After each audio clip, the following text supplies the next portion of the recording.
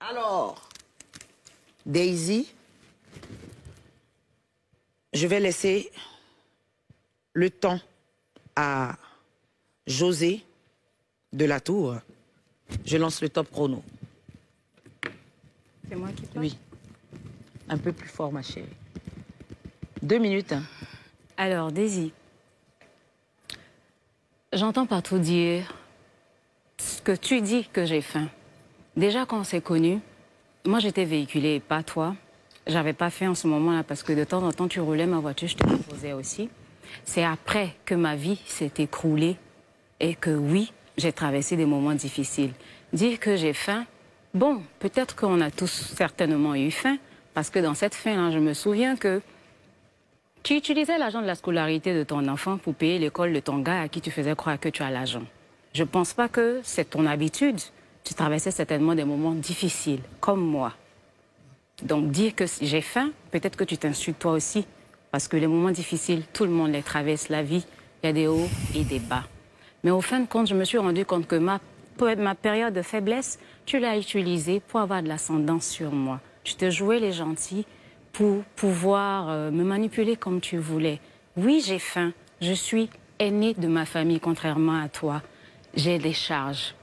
J'ai 5 enfants. Je suis mère de 2 enfants, dont je m'en occupe personnellement.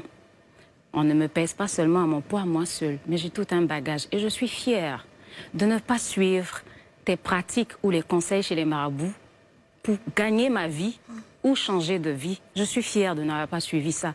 Je suis fière de n'avoir jamais géré de busy. Je suis fière de n'avoir jamais couché avec qui que ce soit que tu m'aurais présenté pour avoir de l'argent. J'ai gardé ma dignité et je suis toujours digne, malgré ma famine, malgré peut-être le succès que je n'ai pas encore eu, mais je tiens tête parce que, aussi insignifiante que je pourrais paraître, tu disais vouloir me produire. Parce que toi, tu aimes bien prendre l'ascendant sur les gens. Fais croire que tu as l'argent. Pendant que toi-même, tu n'as pas pu te produire. Tu avais besoin d'un autre producteur. Mais l'assemblage de tout ça m'a fait comprendre que tu m'as jugé selon la situation que je traversais. Comme si je n'avais pas de cerveau. Je t'ai laissé faire ce que tu voulais parce que moi, j'avais un cœur et je pensais que ça pouvait être utile. C'est bon. 2 minutes 19. Daisy.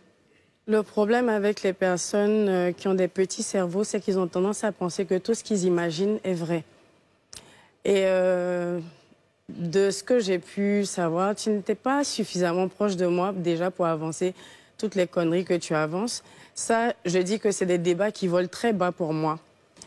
Avoir prétendu avoir l'argent, jamais je l'ai fait. Mais même de loin, en fait, j'ai pas besoin de le dire, ma chérie, que tout le monde sait, en fait, que j'ai pas faim. Et toi, effectivement, tu avais faim. Tu avais faim. C'est cette faim, en fait, qui te poussait justement à être ami à tout le monde. C'est cette faim-là qui te poussait, en fait, à dénigrer ton propre mari chez les gens.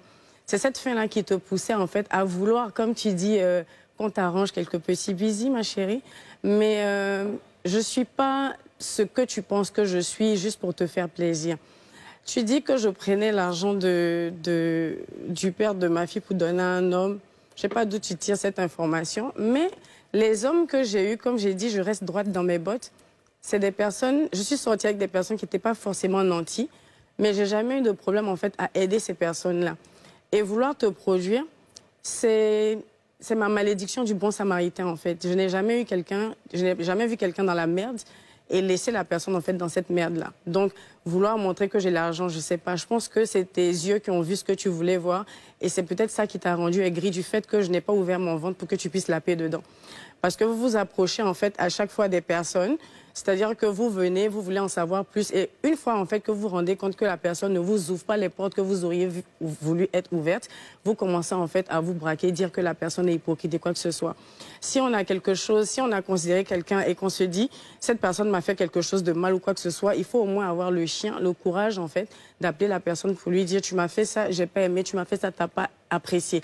Mais on est très mal placé en fait de venir dire que voilà, moi je suis pas hypocrite, la personne a été hypocrite quand on n'a même pas eu le courage en fait de dire à la personne ce qui ne va pas. Et je vais t'informer d'une chose, j'ai même pas remarqué que tu étais partie parce que pour moi tu valais rien du tout. Et je vais ajouter un autre truc, quand tu dis que tu avais une voiture et tout, à cette mes priorités ont été toujours ailleurs. Moi, je conduis juste une voiture, en fait, parce qu'il faut me déplacer. Mais je trouve que c'est même plus avantageux, en fait, de faire conduire la voiture par la personne avec qui je sors ou quoi que ce soit. Pour moi, c'est une nécessité, pas un luxe. Face à face.